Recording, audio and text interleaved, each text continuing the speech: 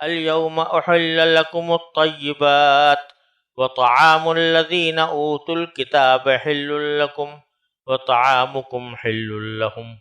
والمحصنات من المؤمنات والمحصنات من الذين أوتوا الكتاب من قبلكم إذا آتيتموهن أجورهن محصنين غير مسافحين ولا متخذي أخدان ومن يكفر بالإيمان فقد حبط عمله وهو في الآخرة من الخاسرين۔ اس آیت کریمہ کا ترجمہ یہ ہے، آج تمہارے لیے پاکیزہ چیزیں حلال کر دی گئی ہیں، اور جن لوگوں کو تم سے پہلے کتاب دی گئی تھی ان کا کھانا بھی تمہارے لیے حلال ہے، اور تمہارا کھانا ان کے لیے حلال ہے، نیز مومنوں میں سے پاک دامن عورتیں بھی، اور ان لوگوں میں سے پاک دامن عورتیں بھی تمہارے لیے حلال ہیں جن کو تم سے پہلے کتاب دی گئی تھی، جبکہ تم نے ان کو نکاح کی حفاظت میں لانے کے لیے ان کے مہر دے دیے ہوں، نہ تو صرف ہوس نکالنا مقصود ہو اور نہ خفیہ آشنائی پیدا کرنا، اور جو شخص ایمان سے انکار کرے اس کا سارا کیا دھرا غارت ہو جائے گا، اور آخرت میں اس کا شمار خسارہ اٹھانے والوں میں ہوگا۔ اس آیت کریمہ میں اللہ تبارک و تعالی نے پہلے تو یہ بات واضح فرما دی کہ تمہارے لیے تمام پاکیزہ چیزیں حلال کر دی گئی ہیں، اور پچھلی آیت میں پاکیزہ چیزوں کا معیار عرض کیا جا چکا ہے کہ ایک طرف طبیعت انسانی، فطرت انسانی اس سے نفرت نہ کرتی، اور دوسرا یہ کہ شریعت نے جو احکام دیے ہیں چونکہ وہ دین فطرت ہے، لہذا اس کے دیے ہوئے احکام کے مطابق ہو تو وہ طیبات میں داخل، پاکیزہ چیزوں میں۔ تو اللہ تبارک و تعالیٰ فرماتے ہیں کہ سارے طیبات یعنی ساری پاکیزہ چیزیں آج تمہارے لیے حلال کر دی گئی۔ الیوم جو فرمایا کہ آج حلال کر دی گئی، وہ اس لیے کہ پیچھے آیا تھا کہ آج کے دن ہم نے تمہارے لیے تمہارا دین مکمل کر دیا، تو دین کے مکمل ہونے کا مقتضا یہ تھا کہ جو چیزیں حلال تھیں ان کے حلال ہونے کا قیامت تک کے لیے اعلان کر دیا جائے، کیونکہ دوسرے احکام میں نسخ اور تبدیلی بھی ہوتی رہی ہے۔ تو آج ہم نے تمہارے لیے طیبات کو اس طرح حلال کر دیا، حالانکہ وہ پہلے بھی حلال تھیں، لیکن ایسا مراد ہے کہ ایسا حلال کر دیا کہ اب اس میں نسخ نہیں ہوگا۔ ورنہ سوچنے کی بات یہ ہے کہ جو طیبات جن کا ذکر ہو رہا ہے، اور یہ آیت آ رہی ہے حجۃ الوداع کے موقع پر، تو طیبات تو پہلے سے بھی حلال تھیں، اور صحابہ کرام طیبات کھاتے تھے، رسول کریم صلی اللہ علیہ وسلم تناول فرماتے تھے۔ یہ کہنا کہ آج حلال کی گئی ہیں یہ کیسے درست؟ تو اس کا جواب یہی ہے کہ در حقیقت مراد یہ ہے کہ آج اس طرح حلال کر دی گئی کہ اس میں اب نسخ کا کوئی احتمال باقی نہیں رہا۔ رسول کریم صلی اللہ علیہ وسلم کے زمانے میں احکام میں تبدیلی ہوتی رہتی تھی، ما ننسخ من آیت او ننسها ناتی بخیر منہا او مثلہا، تو لیکن اب یہ کہہ دیا کہ اب یہ قیامت تک کے لیے تمہارے لیے حلال ہے، اور اب اس میں کوئی نسخ نہیں ہو۔ پھر یہ فرما دیا وَطَعَامُ الَّذِينَ أُوتُوا الْكِتَابَ حِلٌّ لَكُمْ وَطَعَامُكُمْ حِلٌّ لَهُمْ، کہ اہل کتاب کا کھانا تمہارے لیے حلال کر دیا گیا اور تمہارا کھانا ان کے لیے حلال ہے، اہل کتاب کے لیے۔ اب یہاں اللہ تبارک و تعالیٰ نے غیر مسلموں کو دو قسموں میں تقسیم فرما دیا۔ ایک غیر مسلم وہ ہیں جو کسی آسمانی کتاب کو نہیں مانتے، بلکہ مختلف ان کے عقائد ہیں، کسی کتاب کے پیچھے چلتے نہیں ہیں، کسی رسول کے متبع نہیں ہیں۔ تو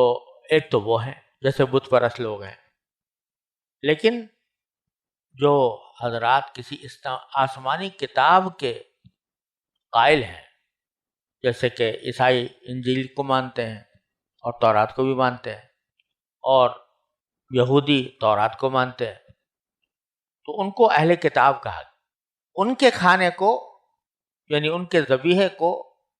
اللہ تعالیٰ نے اس آیت میں حلال قرار دیا۔ وجہ اس کی کیا ہے؟ وجہ اس کی یہ ہے کہ ان کا ذبیحہ، ان کے ہاں بھی ذبیحے کے وہی قوانین تھے جو اسلام میں ہے۔ پہلی بات تو یہ کہ ان کے ہاں بھی ذبیحے کے لیے ضروری تھا کہ اتنی ہی رگیں کٹیں اور خون بہے جتنی ہمارے ہاں ضروری۔ لہذا اگر کوئی شخص چوٹ سے کسی کو مار دے، گلا گھونٹ کے مار دے، تو اس کے نزدیک وہ حلال نہیں تھا۔ تو ایک تو قانون کا یہ تھا۔ دوسرا یہ کہ وہ عادتاً اللہ تبارک و تعالیٰ کا نام لے کر ذبح کرتے ہیں، اور یہ ان کے ہاں ذبح کی شرائط میں داخل تھا۔ تو اس لیے اللہ تبارک و تعالیٰ نے فرمایا کہ تم ان کا کھانا تمہارے لیے حلال ہے۔ اگر وہ جانور کو ذبح کر رہے ہیں اپنے مذہب کے مطابق اللہ کا نام لے کر، تو تمہارے لیے حلال ہے۔ یہاں یہ بات سمجھنے کی ہے کہ اس حکم کی علت اور اس کا اصل وجہ یہ ہے کہ وہ ذبیحہ ٹھیک طریقے سے اللہ کے نام پر کرتے ہیں،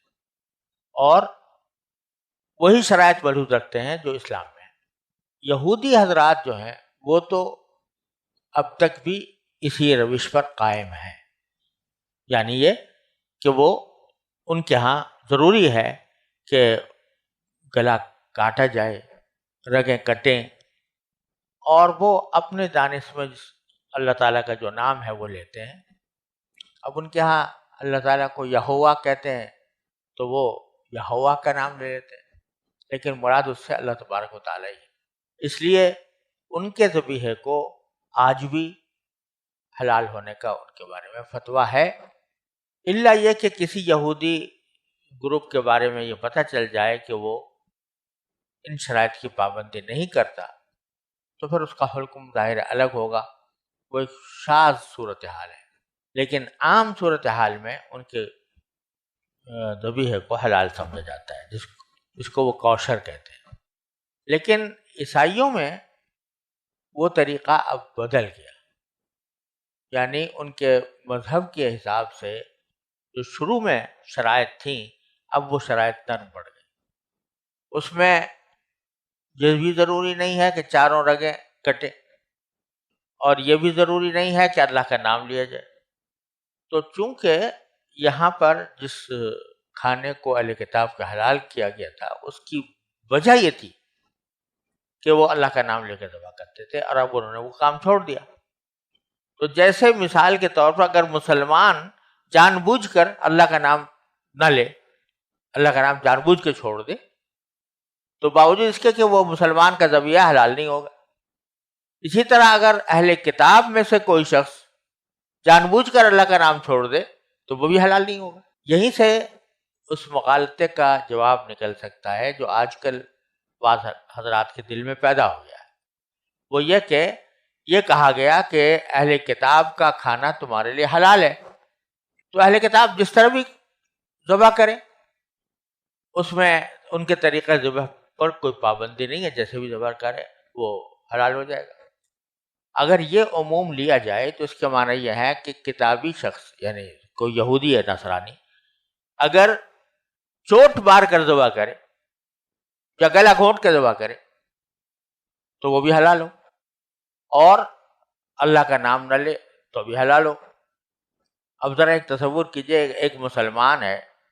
لا الہ الا اللہ پڑھتا ہے، اور وہ اس کے باوجود اگر مسلمان ہونے کے باوجود اللہ کا نام نہیں لیتا، گلا گھونٹ ہلاک کرتا ہے، وہ حلال ہوگا یا حرام ہوگا؟ ظاہر ہے کہ حرام ہوگا قرآن کریم کی روح سے۔ لیکن اگر یہ سمجھا جائے کہ یہودی اور نصرانی اگر اس طرح ذبح کرے کہ اللہ کا نام نہ لے، تو اگر ہم یہ کہیں کہ اس کا ذبیحہ حلال ہے تو اس کے معنی میں کہ غیر مسلم کا ذبیحہ بڑا افضل ہے کہ وہ بغیر اللہ کا نام لیے بھی حلال ہو جاتا ہے، اور مسلمان کا ذبیحہ وہ اگر اللہ کا نام نہ لے تو وہ حرام ہو جاتا ہے۔ ظاہر ہے کہ یہ بالکل بدیہی طور پر غلط بات ہے۔ لہذا جن حضرات نے یہ بات کہی ہے کہ اہل کتاب اگر اپنے کسی اور طریقے سے بھی ذبح کریں گے تو حلال ہو جائے گا، یہ اس کا مطلب ہرگز نہیں ہے۔ دوسری بات یہ سمجھنے کی ہے کہ اہل کتاب سے کیا مراد ہے۔ اہل کتاب سے مراد یہ ہے کہ وہ کم از کم تورات یا انجیل پر یا دونوں پر ایمان رکھتے ہیں، تب ان کو اہل کتاب کہا جائے گا۔ ایمان رکھنے کے معنی یہ ہے کہ اسی تورات کو، اسی انجیل کو جو ہمارے سامنے اس وقت موجود ہے، اس کو اپنی آسمانی کتاب سمجھتے ہیں۔ لیکن آج کل مغربی ملکوں میں ایک بہت بڑی تعداد ایسے لوگوں کی ہے کہ جو نام تو ان کے عیسائیوں جیسے ہیں، لیکن حقیقت میں وہ عیسائی نہیں ہیں بلکہ دہری ہیں، یعنی خدائی کے منکر ہیں، ایتھیسٹ ہیں، جو خدائی کے منکر ہیں۔ تو آیا یہ حکم ان کے اوپر بھی صادق آئے گا؟ تو اس کا جواب یہ ہے کہ اگر واقعتاً وہ خدا کو نہیں مانتے، جب خدا کو نہیں مانیں گے تو عیسیٰ علیہ السلام کو کیا مانیں گے، موسیٰ علیہ السلام کو کیا مانیں گے؟ تو وہ ان کو بھی نہیں مانتے، تو وہ اہل کتاب میں شامل ہی نہیں۔ لہذا اگر انہوں نے کوئی ذبح کیا تو وہ ذبح معتبر نہیں ہوگا، وہ کیونکہ اہل کتاب کی ذبح ہے کہ مفہوم میں وہ داخل نہیں۔ اور اگر انہوں نے اہل کتاب میں سے کوئی شخص ہے جو کم از کم بنیادی طور پر تورات و انجیل پر ایمان رکھتا ہے، اگرچہ بعض چیزوں میں ان سے اختلاف بھی کرتا ہو اور اپنے آپ کو عیسائی کہتا ہے، تو بے شک اس کو اہل کتاب میں شامل کر کے اس کے ذبیحہ کو حلال کہا جا سکتا ہے، بشرطے کہ وہ ذبح کی تمام شرائط پوری کرے۔ اب یہاں اللہ تبارک و تعالیٰ نے ایک تو یہ فرمایا کہ اہل کتاب کا کھانا تمہارے لیے حلال ہے، پھر آگے فرمایا وَطَعَامُكُمْ حِلٌّ لَّهُمْ، تمہارا کھانا ان کے لیے حلال ہے۔ اب اس کے کہنے کی کیا ضرورت تھی کہ تمہارا کھانا ان کے لیے حلال ہے؟ اللہ تبارک و تعالیٰ نے حکم دے دیا کہ بھئی تم ان کا کھانا کھا سکتے ہو، تو وہ تو نہیں پوچھ رہے ہم سے کہ حلال ہے یا حرام ہے، تو یہ کیوں کہا کہ طعامکم حل لہم؟ تو در حقیقت اس میں کئی فوائد ہیں جس کی وجہ سے یہ جملہ بڑھایا گیا۔ ایک تو یہ کہ مسلمانوں کو یہ بات واضح کر دی گئی کہ تمہارا کھانا ان کے لیے حلال ہے، لہذا تم اگر ان کو کھانا کھلانا چاہو یا ان کو ہدیہ دینا چاہو تو اس میں تمہیں کوئی تکلف نہیں ہونا چاہیے، کیونکہ وہ ان کے لیے حلال ہے۔ دیکھیے، اگر کوئی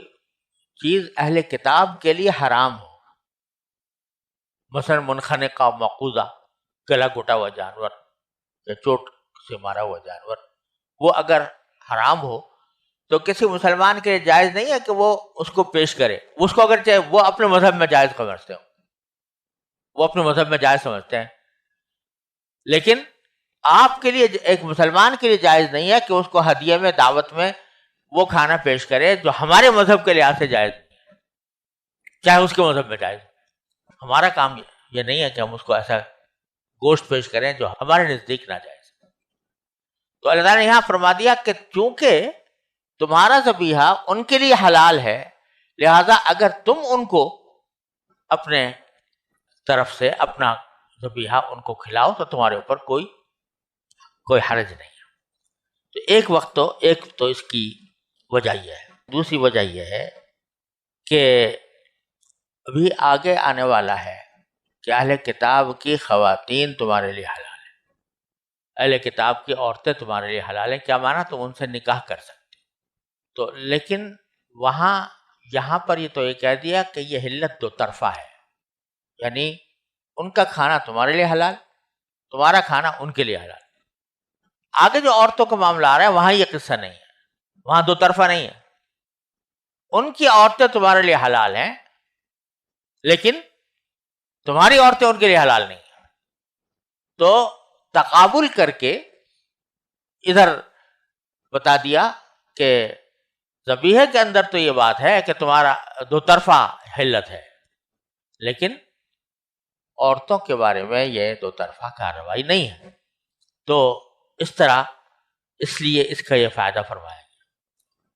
المحصنات من الذین المؤمنات والمحصنات من الذین اوتوا الکتاب من قبلکم، جو پاک دامن عورتیں ہیں مسلمان ہوں یا پاک دامن عورتیں اہل کتاب میں سے ہوں، وہ بھی تمہارے لیے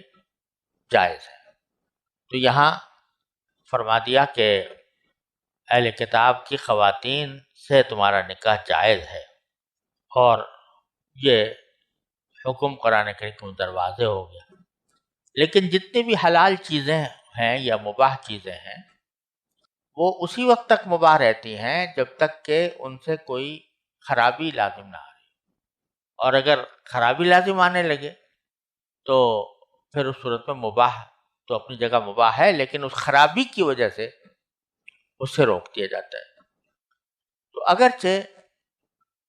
یہاں اہل کتاب کی خواتین سے نکاح کو حلال قرار دی، لیکن یہ کہ اباحت ہے، مباح ہے.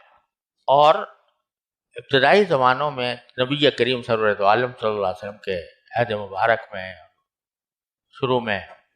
حضرت صدیق اکبر کے زمانے میں رضی اللہ تعالیٰ عنہ، صورتحال یہ ہوتی تھی کہ اسلام ایک بڑھتی ہوئی اور چڑھتی ہوئی طاقت کے طور پر سامنے آ رہا تھا، اور اگر اہل کتاب خواتین مسلمانوں کے گھر میں آتی تو وہ اسلام کے ماحول سے متاثر ہوتی، تو اس میں کوئی مفسدہ کسی قسم کا نہیں تھا، بلکہ اسلامی ماحول میں آ کر بسا اوقات وہ اسلام قبول کر لیا کرتی تھی. لیکن جب فاروق اعظم رضی اللہ تعالیٰ عنہ کے زمانہ آیا اور فتوحات ایران اور روم تک پہنچی، تو وہاں پر جب مسلمان جاتے تھے تو وہاں اکثریت تک ہوتی تھی رومیوں کی یا ایرانیوں کی، اگرچہ ان میں سے بعض مسلمان بھی ہو جاتے تھے، لیکن بڑی بھاری تعداد میں ایرانی اور رومی خواتین ہوتی تھی. اور حضرت فاروق اعظم نے محسوس کیا کہ چونکہ یہ مرکز سے دور ہیں، پوری تربیت ان کو ملی نہیں ہے جو نئے مسلم وہاں پر ہو رہے ہیں، وہ اگر خواتین سے اس طرح کا رشتہ قائم کریں گے تو اکثریت کے رجحانات مسلمانوں کے اندر آنے کا اندیشہ ہے. لہذا انہوں نے وقتی طور پر یہ پابندی لگا دی کہ بھئی کسی غیر مسلم خاتون سے نکاح کرنے کی میری طرف سے اجازت نہیں. لیکن یہ سب جانتے ہیں اور مانتے ہیں کہ یہ ایک عارضی اور مفسدے کی وجہ کو روکنے کے لیے حضرت فاروق اعظم نے پابندی لگائی تھی، ورنہ اصلاً حلال ہے. اور یہ بھی سمجھ لینا چاہیے کہ کسی چیز کا حلال ہونا اور بات ہے، اور اس حلال تک پہنچنے کا طریقہ اختیار کرنا، اس کا جائز ہونا، یہ اور بات ہے. جیسے آپ اگر کسی پرندے کو پکڑ کے اس کے ہاتھ پاؤں باندھ کے اور دو چار اس کے اوپر تھپڑ لگا کے اور پھر اس کو ذبح کریں جس سے اس کا رگیں کٹ جائیں، تو وہ جانور تو حلال ہوگا بے شک، لیکن جو طریقہ اختیار کیا گیا وہ ناجائز ہوگا. تو طریقے کے ناجائز ہونے کے باوجود وہ چیز حلال رہے. اسی طرح اگر کوئی شخص کسی کتابی خاتون سے نکاح کرتا ہے تو اگر مفاسد موجود ہیں، جیسے کہ آج کل بہت ہیں، تو یہ اس کے لیے اچھا نہیں ہے، جائز بھی نہیں ہے، جبکہ اس کو اندیشہ ہو کہ میں اہل کتاب سے نکاح کرنے کے بعد اپنی اولاد کو نہیں بچا سکوں گا، اپنی اولاد کو خراب کرنا پڑے گا. یہ جانتے بوجھتے اگر کوئی نکاح کرتا ہے تو گناہ کرتا ہے، اگرچہ اس گناہ کے ذریعے جو عورت نکاح میں آئے گی وہ حلال ہو جائے گی، لیکن یہ عمل کرنا بذات خود کہ اپنے آپ کو اس فتنے میں ڈالنا، یہ گناہ ہے، یہ ناجائز. حضرت فاروق اعظم رضی اللہ عنہ کے حکم کا یہی مقصد تھا. آگے یہ بات اللہ تبارک و تعالیٰ نے ہر جگہ یہاں پر بھی نکاح کا ذکر آیا ہے تو فرمایا اذا آتیتموہن اجورہن، کہ نکاح اس وقت حلال ہوتا ہے جب تم نے عورتوں کو ان کے حقوق یعنی مہر ادا کر دیا، اور ان کو نکاح میں لانے کا مقصد اپنے آپ کو عفت کی قید میں لانا، مقصود یہ ہو کہ میں عفت کی زندگی گزاروں اور غیر مسافحین، اور مقصد یہ نہ ہو کہ صرف ایک ہوس نکالنا مقصود ہے، ولا متخذی اخدان، اور نہ خفیہ آشنائی پیدا کرنا مقصود ہے۔ اور پھر اللہ تعالیٰ نے ہمیشہ کی طرح پھر توجہ دلائی ہے انسان کو، یہ قوانین تو ہم نے بیان کر دیے، لیکن قوانین پر عمل درآمد بغیر ایمان کے طاقت کے کسی اور طریقے سے نہیں ہو سکتا۔ وَمَن يَكْفُرْ بِالْإِيمَانِ فَقَدْ حَبِطَ عَمَلُهُ، جو ایمان سے انکار کر دے اور اس کے تقاضوں پر عمل نہ کرے تو اس کا سارا کیا دھرا غارت ہو جائے گا، وَهُوَ فِي الْآخِرَةِ مِنَ الْخَاسِرِينَ، اور آخرت میں اس کا شمار خسارہ اٹھانے والا۔